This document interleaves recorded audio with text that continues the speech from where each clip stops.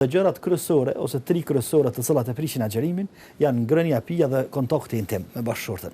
Fillimisht, Allahu i lartësuar përmes agjërimit don me na eduku neve edhe anën shpirtërore, po edhe anën fizike. Kështu që fillimisht besimtari duhet me agjëru me zemër edhe me mendje para se me fillu me agjëru, duke u largu nga ushqimi dhe pija. Edhe gjërat kryesore ose tri kryesore të cilat e prishin agjërimin janë ngrënia, pija dhe kontakti intim me bashkëshorten. E këtë këtyre largohet mirë. E pastaj ngrënia dhe pija trajtohen tek dietarët se nëse bëhet me qëllim, nëse bëhet pa qëllim, nëse bëhet nga harresa, nëse bëhet pa harresa. Është interesant se Zoti i plotfuqishëm me mëshirën e tij të madhe ka bërë që gjatë kohës sa jemi në harresë ose nga mosdia, nëse bëjmë diçka ndonjë gabim, ato nuk na llogaritën, spaku nuk na llogaritën mëkat.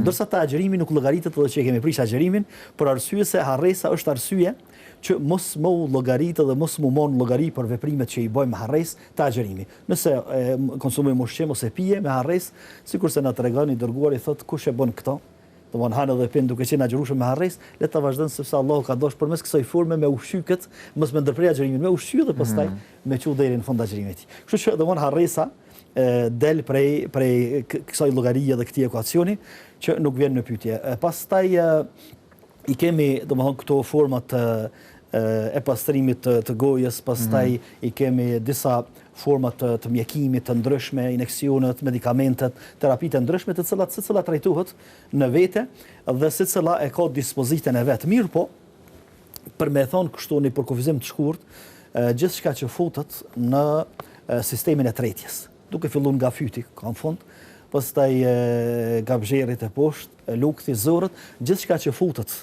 qoftë ushqim, qoftë jo ushqim.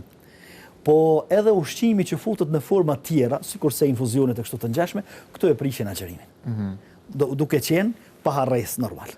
Pa harresë, definitivisht. Duke qenë pa harresë, sepse nëse bëhen me harresë, nuk mirëmi në llogari për shkak të harresës. Apo du me ndalë tek një detaj shumë i veçantë, shumë interesant fakt, diçka që zgjon po mdokët shumë kuriozitet, janë këto postimet e ushqimeve në rrjetet sociale. Sot numërojmë një numër shumë të madh të bizneseve të cilat ndoshta në muajin e shenjtë Ramazanit postojnë ushqime për me u bë marketing ushqimeve, menyave të iftarit, mandej ka ndoshta njerëz të cilët e postojnë një fotografi të ushqimit të cilët ndoshta janë të konsumuar gjatë iftarit, është e lejushme në fakt kjo gjatë muajit të shenjtë Ramazanit edhe mandej sa bën, sa nuk bën dështa me u postu gjana të tilla. Fillimisht postimi i ushqimeve është dy forma.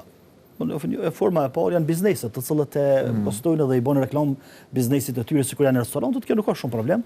Definitivisht. Ndërsa forma tjetër është kur dikush është pak para iftarit ose duke konsumu iftarin ose edhe pas iftarit, poston ushqimet, po them është ndalume kjo çështje për arsye se ndalesa është pak kriter më i rënd, mirë po spaku nuk është etike.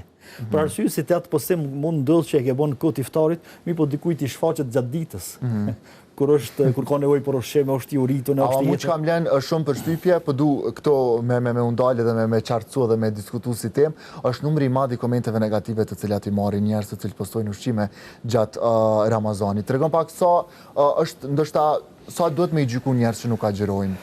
Edhe kanë ndoshta si thjesht si vendim tyne, jo pse ndoshta nuk besojnë në Zot, jo pse nuk besojnë në fe, thjesht ndoshta nuk agjërojnë edhe gjykohen tej masë shumë. Po flasë ma sa kom pa ndoshta në komente të rrjeteve sociale në përgjithësi. Fillimisht, fetaria jonë ose aplikimi i fesë që e bëjmë na, është mbi baza vullnetare.